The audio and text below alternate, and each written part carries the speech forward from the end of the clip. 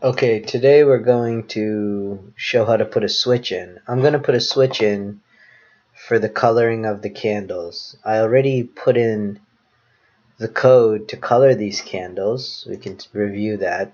It's in another video, how to color candles. But let's review the code.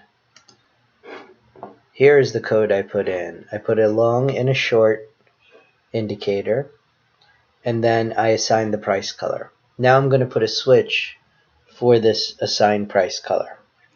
And the way you put a switch in there is you put an input line. So input, we can call this switch color candles, and then I'll make the default yes. Okay, and then to make sure that the switch is working, you have to put it inside the if then statement. So if color candles and long,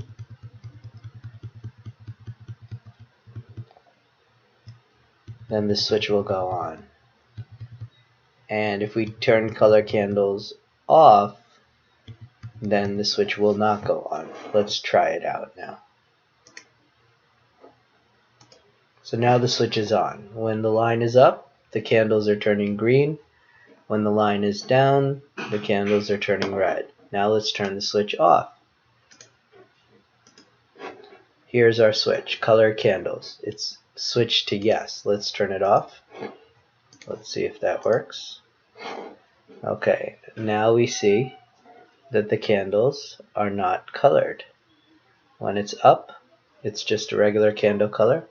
When it's down, it is coloring the candles, actually. So, let's fix this. We have to put in color candles on each part of this.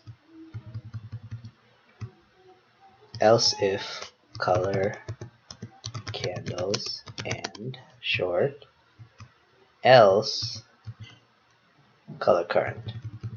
Now let's try it.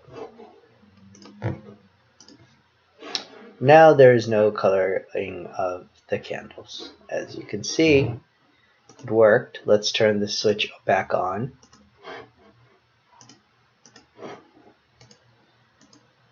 And it colors the candles. Let's turn the switch back off.